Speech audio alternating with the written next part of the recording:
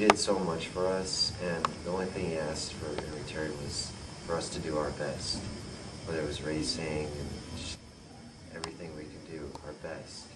And out is the shooting 98, because we had a team that was good, but wasn't supposed to do as well as they did. And the shooting was in between the prelims and the finals, and I just will never forget, as things were coming down to the mile relay, we realized that we had all the points, and Dwayne and I both hugged each other and said, you know, we can coach for another 20 years, but it's not going to get any better.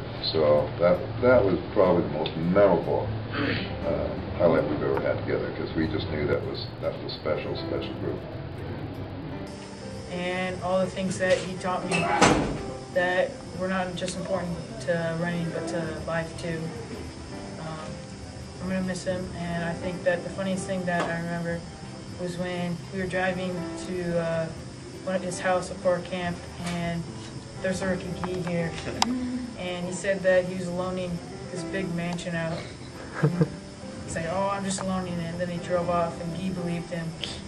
And I just remember his sarcasm that he always had with us. When we're around him, it's dead quiet, like, oh my gosh, Cantrell's in the room, you know one's going to talk because you don't want to get in trouble or him to single you out and embarrass you, but he loved to embarrass you, he loved to joke around with us, and you could tell that he'd watch us and see our personalities and who he could play around with and have fun with, like Yobi and stuff. He'd always joke around with her. And some of my favorite memories are with Michael, and especially Kelsey, when he picked up Michael, sophomore year? Freshman year, yeah. He randomly just ran up to Michael, picked him up, put him on his shoulders, and just swung him around on his shoulders. And Michael's like, oh my gosh, what is going on right now? And then same with Kelsey. He's like, Kelsey, I need to teach you a new stretch. So why don't you sit down? She sits on the ground like she's going to do her stretch. He grabs her feet and starts swinging her around, this frail little girl. And we're all like, oh my gosh, what is going on right now? Both players are staring at us. So I was like, what is that crazy man doing? And he just loved to have fun. And his personality was just so refreshing for me to be around, because while we were different in our personalities, we always had such a... I always thought it was kind of funny, you know, every track meet, you know, we'd spend our time waiting, sitting in the stands for a race, looking for Cantrell.